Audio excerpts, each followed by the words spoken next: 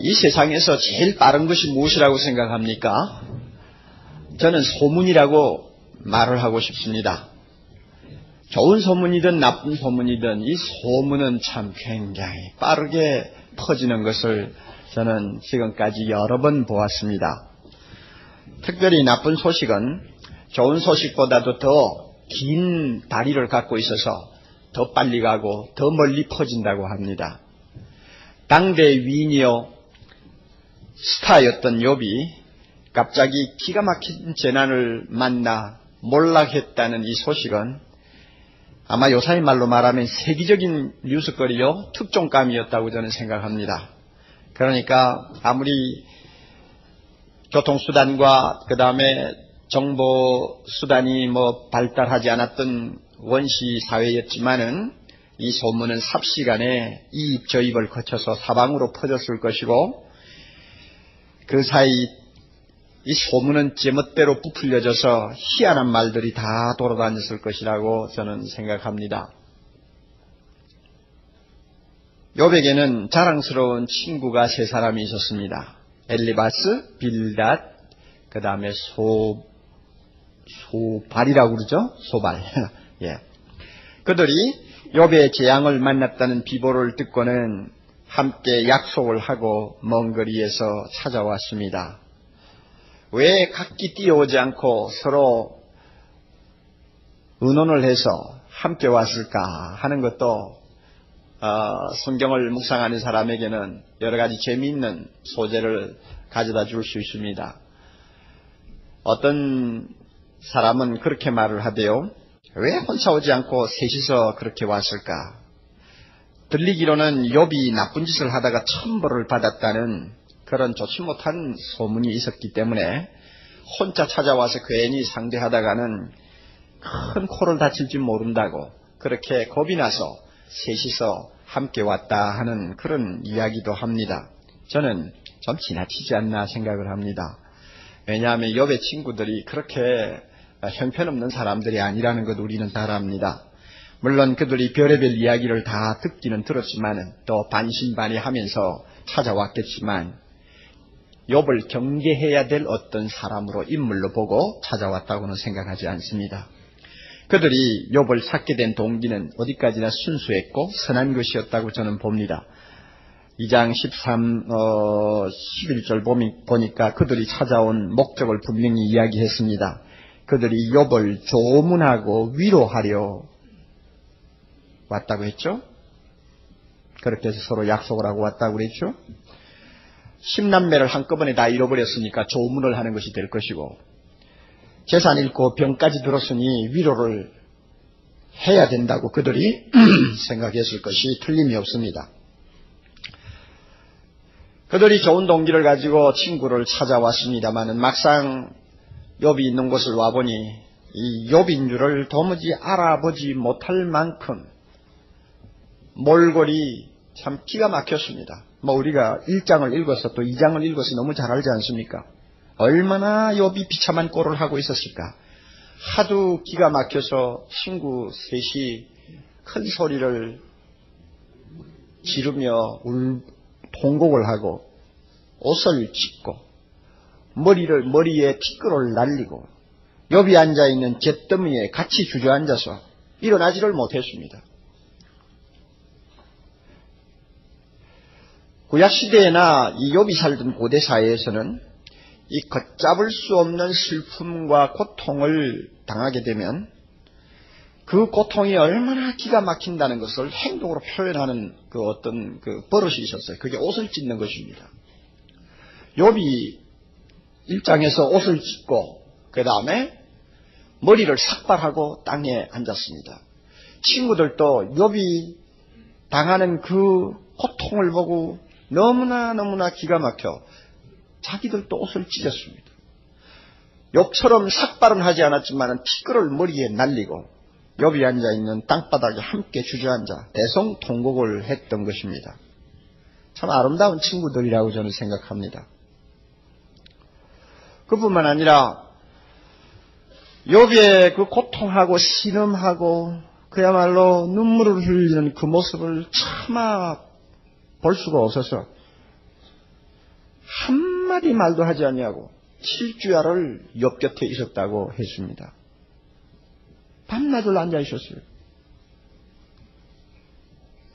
여기에 어떤 조금 과장하는 어떤 표현이 들어있는지 저는 잘 모릅니다만은, 참 이 정도의 친구라고 하면 아마 요사이 세상에서는 찾기 어려운 친구 사이가 아닌가 이렇게 생각을 합니다. 여러분, 우리 주변에는 정도의 차이가 있긴 하지만 욥처럼 자기 힘으로 어쩔 수 없는 역경을 만나 고통하고 슬퍼하는 이웃들이 한두 명이 아니라는 사실을 우리 모두 잘 알고 있습니다. 아마 모르긴 합니다만은 앞으로는 현대 사회에 욥이 점점 더 많아지지 아니할까 저는 그렇게 봅니다.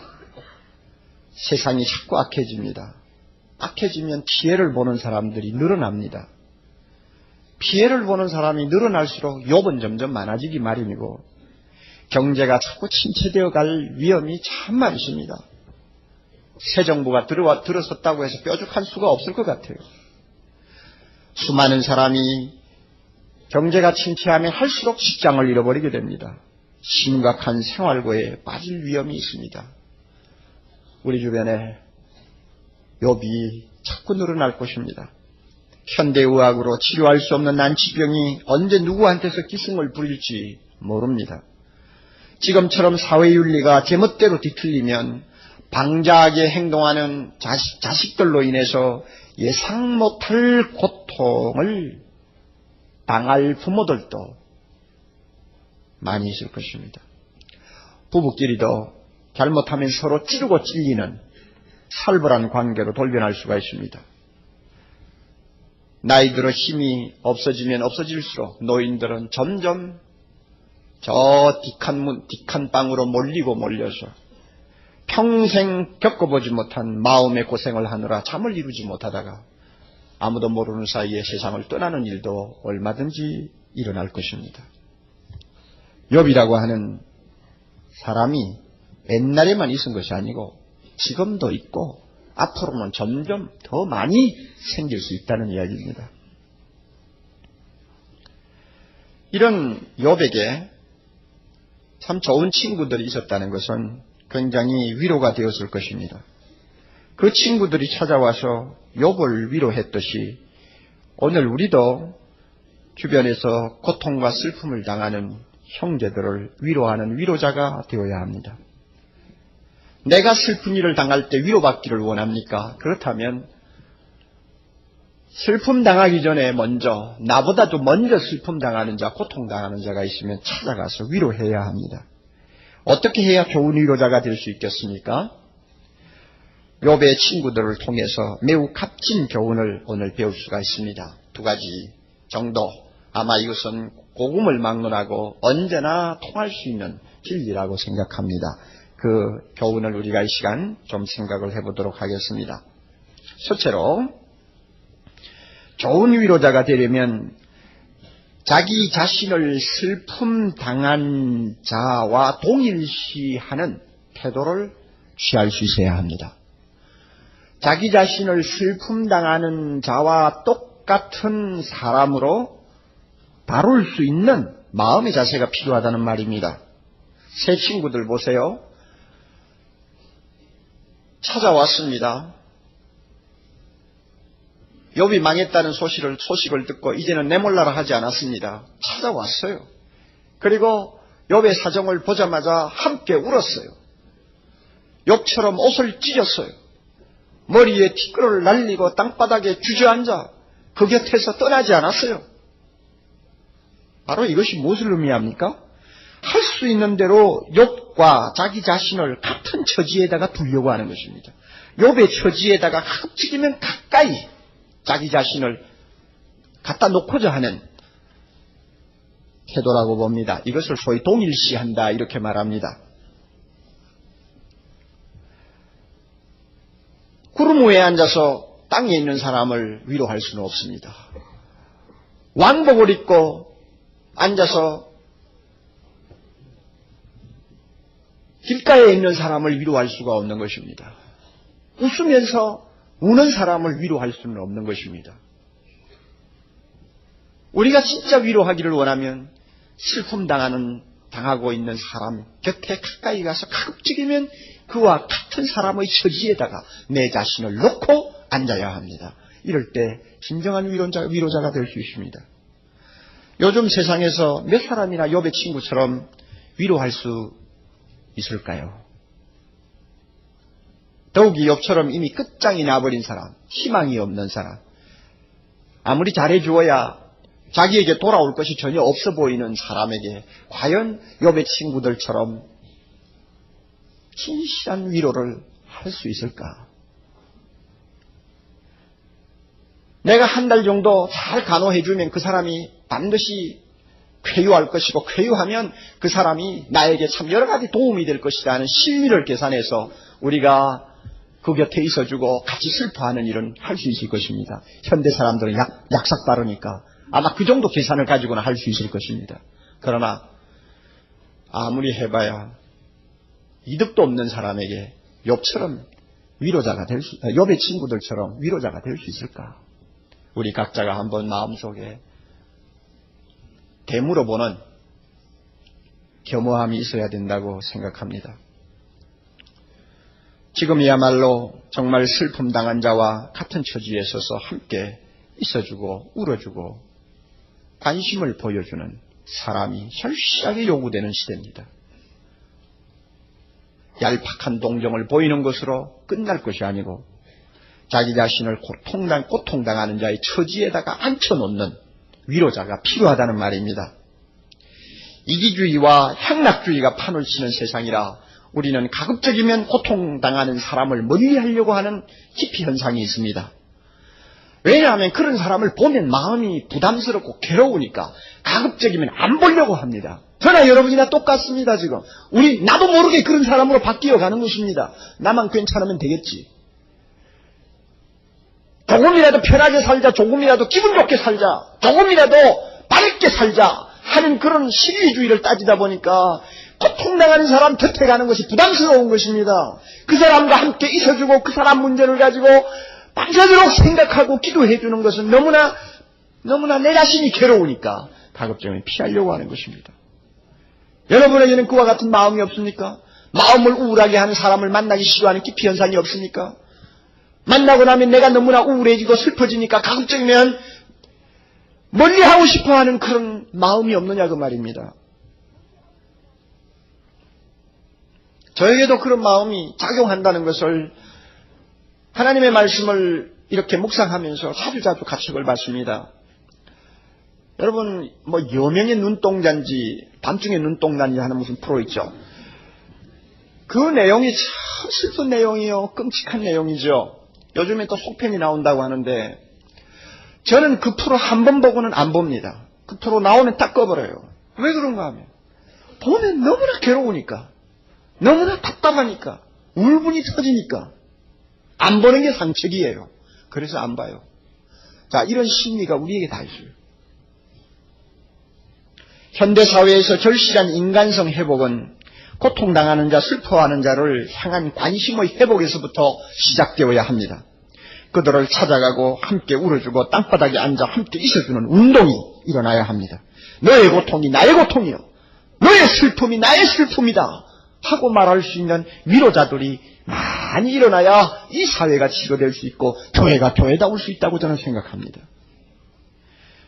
동일시는 예수님이 직접 오늘 보여주신 위로의 방법입니다. 하나님께서 이사야를 통해서 이렇게 말씀하시지 않았습니까? 너희를 위로하는 자는 나연을 너희들을 위로할 수 있는 자는 나밖에 없다 하는 말입니다.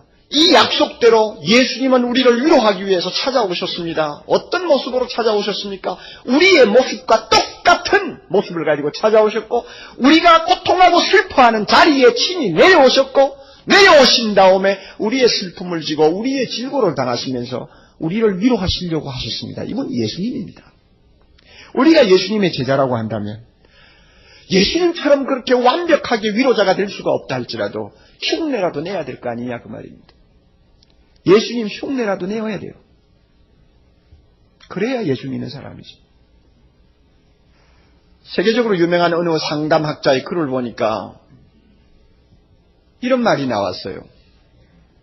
그 상담학자가 한동안 어려운 역경을 만나서 고통하는 사람들을 상대해서 이렇게 질문했다고 합니다.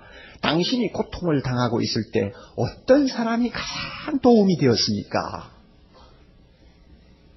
참 의미 있는 질문이라고 저는 생각합니다.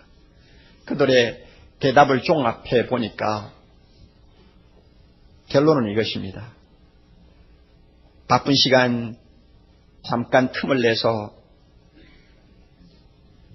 들려가지고는 하나님의 말씀을 펴놓고 지당한 말씀을 하듯이 몇 마디 하고 돌아가는 목사가 그들에게 도움이 되었느냐? 그렇지 않았다고 합니다.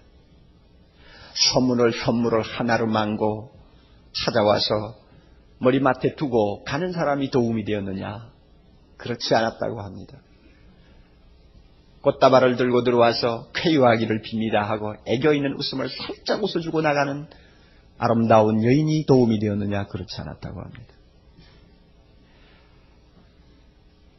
고통당할 때는 이런 책을 읽어보시는 것이 도움이 될 것입니다 하고는 책을 권하는 사람이 도움이 되었느냐? 그렇지 않았다고 합니다. 누가 도움이 되었느냐? 의시되지 않는 겸허한 모습으로 찾아와서 자기와 함께 조용히 있기를 원하는 사람, 그 사람이 제일 도움이 되었다고 대답했습니다. 무슨 말이든 들어주고 어떤 때는 껴안아주기도 하고 어떤 때는 함께 눈물을 글썽이기도 하고 시간이 꽤 흘렀지만은 시계를 쳐다보지 않고 자기 곁에 가까이 있어주는 사람, 이 사람이 제일 도움이 되었다. 그렇게 대답을 했다는 것입니다. 바로 욥의 세 친구들이 한 것처럼 하는 사람이 고통당하는 자, 슬픔 중에 있는 자에게 제일 도움이 되었다는 것입니다. 이것은 고대사회나 현대사회나 조금도 틀림이 없는 진리인 것 같습니다. 우리 교회 안에 호스피스 사역을 하시는 분들이 있습니다.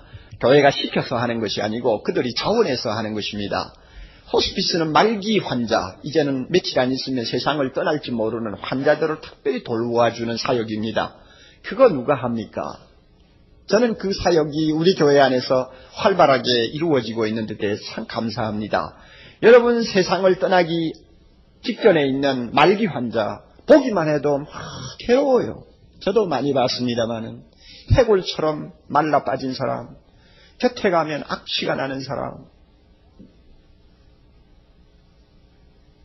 대화를 해도 통하지 않는 사람, 통증 때문에 신음하는 사람, 아무 소망이 없어 보이는 사람을 찾아가서 곁에서 앉아준다는 것, 이것은 아무나 할 수 있는 일이 아닙니다.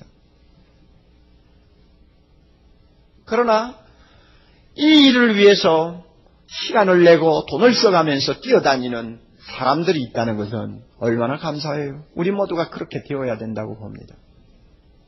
어떤 때는 제대로 몸을 씻기지 못한 채 몇 달을 병상에 있으니 얼마나 냄새나겠고, 어떤 때는 다리에 암이 걸려서 악취가 나면 코를 쥐고 들어갈 수 없는 그런 병실입니다. 그럼에도 불구하고 함께 가서 조용히 앉아있고 이야기를 들어주고 가만히 그 옆에서 사랑을 마음으로 전해주는 그 일, 이것이 바로 욥의 친구들이 처음에 한 일입니다. 제가 항상 상담의 은사가 없다고 탄식을 하는데, 제가 사실 솔직히 생각하면 은사가 없는 게 아니에요. 은사가 많아요. 그런데 왜 은사가 없다고 늘 생각하느냐, 왜 옥목사하고 상담하면 망한다고 생각하느냐, 그 이유가 있습니다. 상담의 원리를 따르지를 못하기 때문에 그렇습니다. 위로자의 자리에 제가 서지를 못해 그래요. 너무 시간이 바쁘니까, 너무 일에 쫓기는 사람이니까 상담할 사람을 만나도 여유가 없는 것입니다. 그러므로 간단히 기도해주고 끝날 수는 있지만은 오랜 시간 앉아서 그 사람의 말을 충분히 들어주고 마음과 마음을 서로 전하고 함께 아픔을 느낄 수 있는 어떤 경지까지 무르익을 수 있도록 내 자신을 맡기지를 못하는 것입니다. 다시 말하면 그 사람의 입장에 나를 갖다 놓지를 못하는 것입니다. 그러니까 상담이 안 되죠. 그러면 여러분 옥 목사 상담 은사 없다고 그러지 마세요. 상담을 못하는 거예요. 은사가 없는 게 아니고. 우리 교회 안에 상담 전문적으로 상담하시는 분들이 이제 교역자 중에도 계시고 상담센터도 있고 해서 참 좋습니다. 그런데 가면은 마음대로 이야기할 수 있어요. 같은 처지에 놓고 들어줄 수도 있어요. 그러나 그렇게 못할 때는 진정한 위로자가 안 된다는 것, 이것을 우리는 배워야 합니다. 그러므로 사랑하는 형제자매 여러분, 진정 슬퍼하는 자, 고통하는 자 곁에 있어주기를 원합니까? 시간을 충분히 내십시오. 그리고 마음을 활짝 열고, 비록 우리가 겉으로 보기에 옷을 찢고 머리에 티끌을 날리면서 잿더미에 앉는 그런 행동은 못할지라도 참 고통하는 자가 마음을 쉽게 내보일 수 있도록 그들을 포근히 안아주는 위로자, 너와 나는 다른 것이 없다, 너 슬픔이 내 슬픔이다 하고 말할 수 있는 위로자가 되시기를 바랍니다. 두 번째로 우리가 배울 수 있는 좋은 교훈이 있습니다. 그것은 침묵의 잠재력을 알고 있어야 좋은 위로자가 된다는 것입니다. 세 친구는 처음에 욥을 찾아왔을 때 매우 지혜로운 사람들이었습니다. 욥을 만나자마자 말이 필요 없다는 사실을 단방 깨달았습니다. 7주야를 함께 앉아 있으면서도 욥이 3장 1절에서 입을 열기 전까지는 먼저 입을 열지 않았습니다. 그 고통하는 마음에 쓸데없는 말 몇 마디 하는 것이 아무 의미가 없다는 것을 욥의 친구들은 너무나 잘 알았어요. 이것을 놓고 어떤 사람들은 이런 추측 저런 추측을 합니다. 욥을 보니까 말해봐야 쓸데없다는 판단이 섰기 때문에 일부러 입을 열지 않았다 하고 생각하는 사람도 있고, 또 저 사람에게 무슨 말을 해야 저 사람이 좀 정신을 차리게 될까 하고 말할 것을 궁리하느라고 일주일 동안 입을 다물고 있었다, 이런 식으로 해석하는 사람도 있지만은 제가 볼 땐 너무 지나친 비약이라고 봅니다. 물론 세 친구가 나중에 입을 열면서 본의 아니게 잘못되어 갔습니다마는, 그러나 본심은 순수했다고 보는 것이 정상적으로 우리가 성경을 보는 태도라고 봅니다.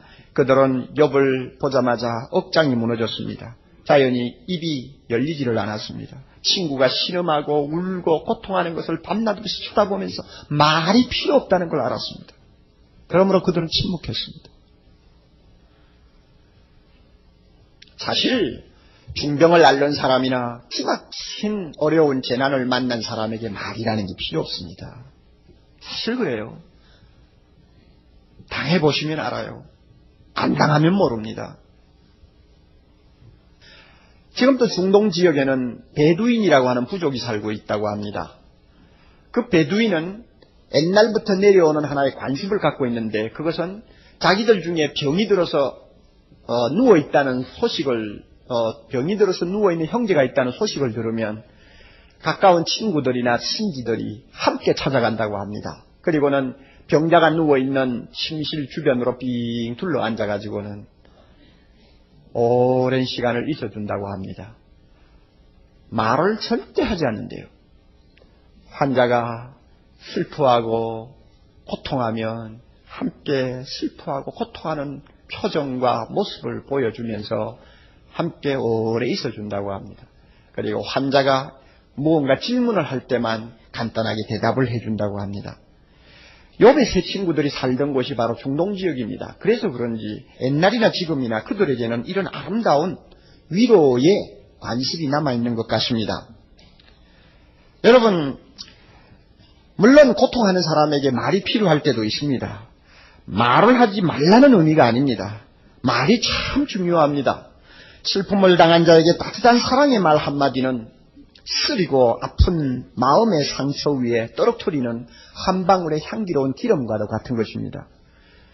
잠언에서는 분명히 이런 말씀을 하셨어요. 15장 23절, 때에 맞는 말이 얼마나 아름다운고, 때에 맞는 말이 얼마나 아름다운고. 16장 24절에는 선한 말은 꿀송이 같아서 마음에 달고 뼈에 양약이 되느니라. 참 말이라는 것이 중요합니다. 그렇지만 사랑하는 형제자매 여러분, 극심한 고통 속에 빠져있는 형제 앞에서 때에 맞는 말을 찾기가 쉽습니까? 선한 말을 찾는 것이 그렇게 쉽습니까? 제 경험으로는 너무나 어렵다는 것을 자주 체험했습니다. 교회가 커지기 전에는 환자가 있다는 소식을 들을 때마다 저는 뛰어다녔습니다.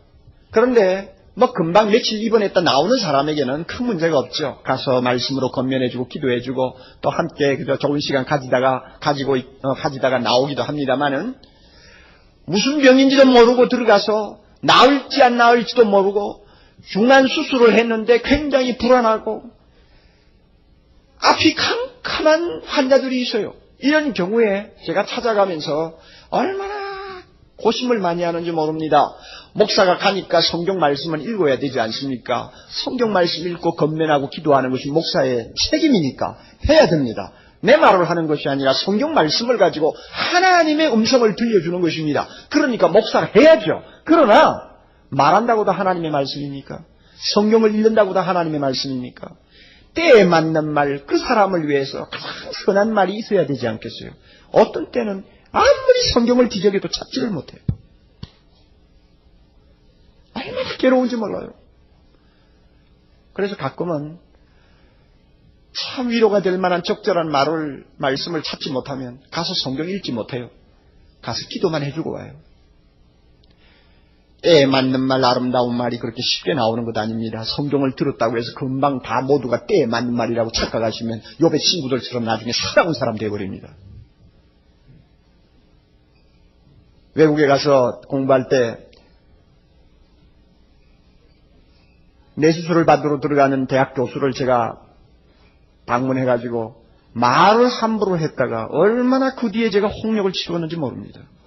30대니까 모르잖아요. 정말 여러분 여기 30대 계시는 분들 용서하십시오. 모릅니다.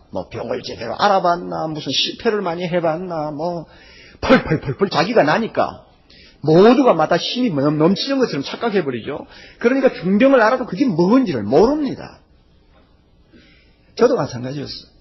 뇌수술을 지금 받으러 들어가는 환자입니다. 들으니까 들어가서 죽어 나올지, 뇌수술이 실패할 경우에 병신이 돼 나올지, 모두가 반반이라고 하는 확률을 갖고 수술실에 들어가는 사람인데 그런 사람에게 무슨 말이 필요합니까? 목사라도 조용히 가서 기도해주고 함께 조용히 있어주는 것으로만 촉하다고 저는 보거든요. 그런데 아무것도 모르니까 가가지고는 교수님 어떻습니까? 예수 그리스도를 믿습니까? 만약에 들어가서 참 수술이 잘 되기를 바랍니다만 뭔가 잘못되었을 때 주님 앞에 갈 수 있는 그런 확신이 있습니까? 이 시간 그 확신을 갖고 수술실에 들어가기를 원치 않습니까?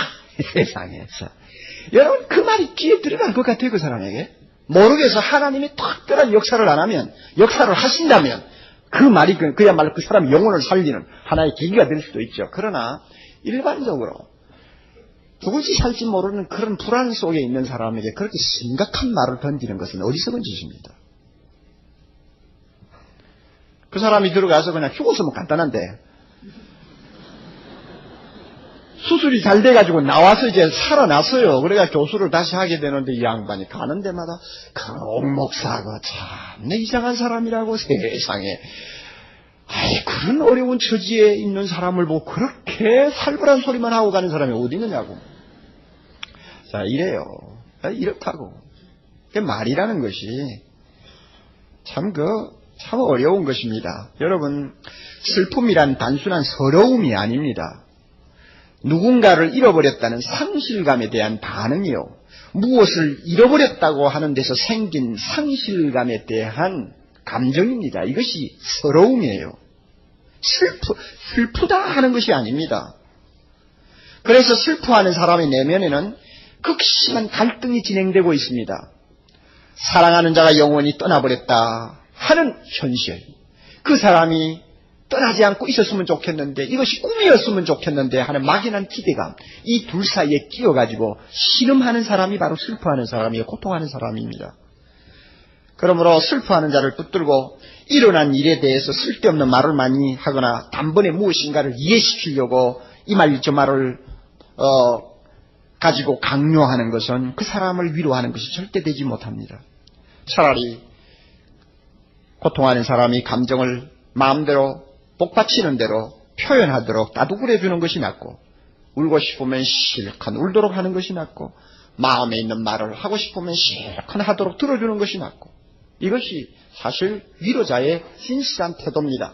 원래 구약에서 위로하다 하는 이 말의 원뜻이 뭐냐 하면 고개를 끄덕이고 몸을 이렇게 좌우로 흔들면서 고통하는 사람의 그 슬픔이 바로 나의 슬픔이요, 당신 슬픔은 나의 슬픔이요, 당신의 고통은 나의 고통이라는 것을 표정과 행동으로 표현하는 것을 말합니다. 구약의 위로하다 하는 그 말뜻이 원래 그래요.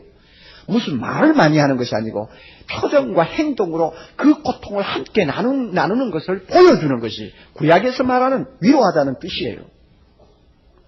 욥의 친구들이 그렇게 한 것입니다. 가끔 보면 믿음 좋은 사람들이 굉장히 참 살벌하다는 것을 자주 느낍니다. 남편이 죽어서 통곡하는 부인을 붙들고 울긴 왜 자꾸 울어? 믿음이 그렇게 없어? 하는 그런 권사들이 있더라고. 이야, 정말 무섭대 무서워. 그리고 한 수 더 떠가지고 나도 남편을 전에 잃었지만 너처럼 그렇게 안 울었다 이러면서. 세상에 여러분, 그게 얼마나 잔인합니까? 우리가 앞으로도 보겠습니다마는 하나님의 말씀이라고 해가지고 모두가 위로가 되는 것이 아닙니다. 잘못 쓰면 찌르는 칼이 돼요. 나의 믿음 이것이 참 좋은 것입니다마는 믿음을 함부로 쓰면요, 사람을 아주 못쓰게 만들어요. 말이 필요 없을 때는 말을 안 하는 것이 지혜죠. 여러분, 슬픔을 당한 미망인을 한번 상상해 봅시다. 우리가 찾아가서 위로를 합니다. 자매님, 참 슬프겠지만은 남편은 지금 천국에 계시지 않아요. 그러니까 슬퍼하지 마세요. 너무 좋은 곳에 가서 쉬고 계세요. 우리는 그렇게 가끔 말을 하죠. 그러나 사실 그것이 무슨 위로가 됩니까? 누가 천국 간 줄 모르나? 문제는 이 부인이 슬퍼하는 것은 남편이 자기 곁에서 완전히 떠났다는 것을 슬퍼하는 것이지, 천국 안 갔나 그거 놓고 슬퍼하는 거 아니란 말이요. 천국 갔으니 위로를 받으시오 하는 말은 당신 남편이 지금 휴가차 제주도에 가서 일주일 동안 잘 쉬고 있으니 마음 놓고 안심하시오 하는 말이랑 똑같아요. 그러나 제주도 간 남편 돌아오니까 슬픈 것이 아니죠. 그러나 천국 간 남편은 안 돌아오니까 슬픈 것이죠. 다시 볼 수 없으니까 슬픈 것 아닙니까? 그러니 그럴 때 뭐 천국 운운하고 말을 한다는 자체도 우스운 거예요.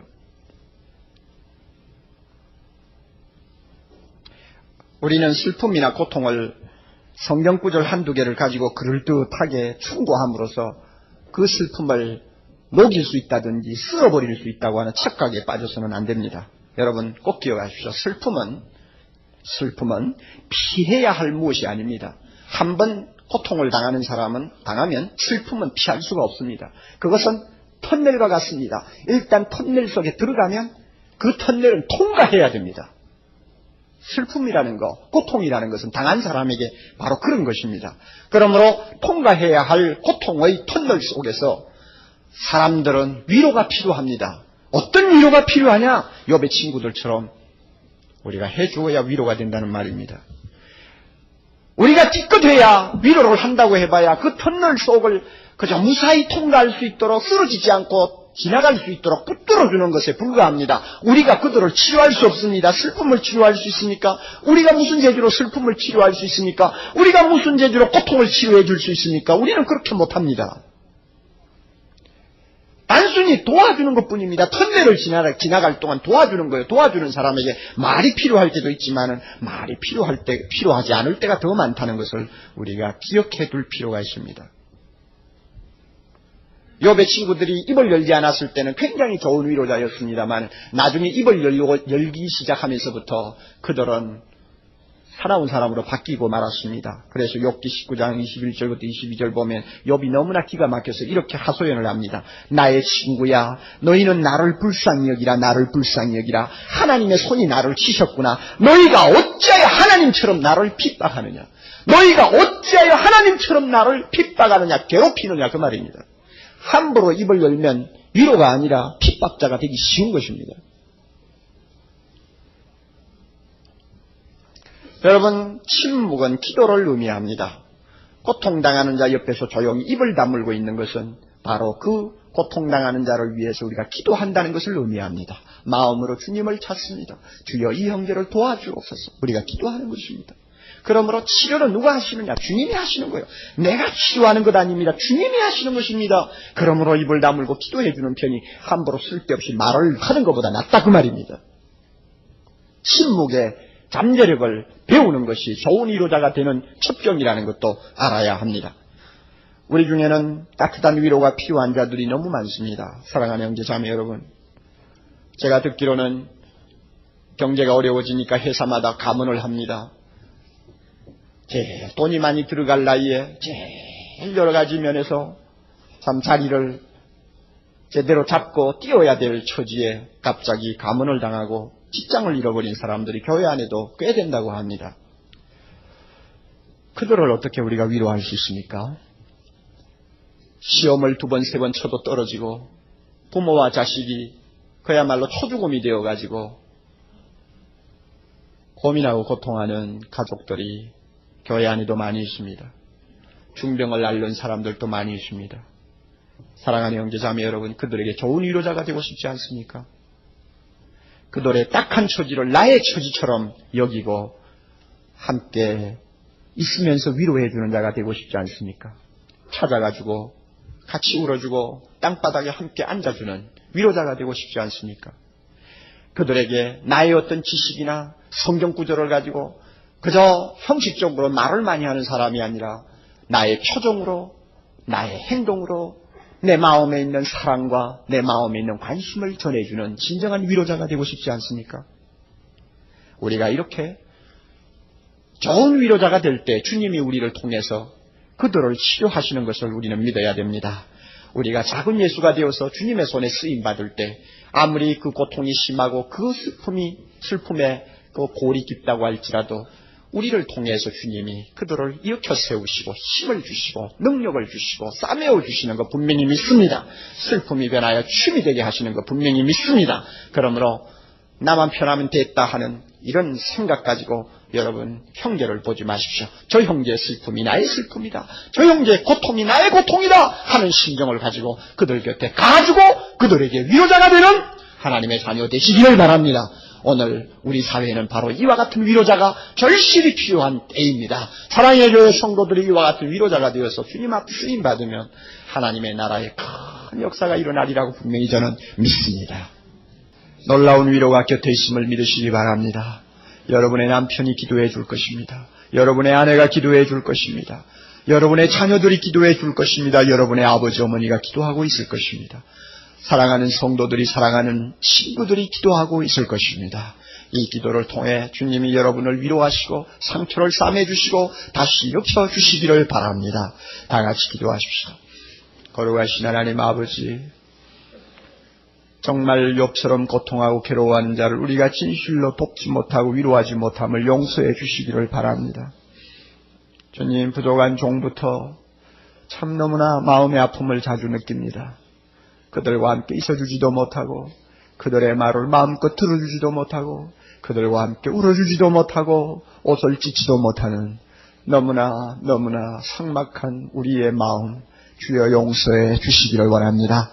사랑으로 이 시간 우리 마음을 녹여 주옵소서. 천상의 영광을 버리고 이 땅에 오셔서 우리의 슬픔과 질고를 짊어지신 주여, 주님의 그 모습을 우리가 닮아가게 하옵소서. 우리 주변에는 고통하는 자 너무나 많습니다. 너무나 슬픔을 당한 자들이 많습니다.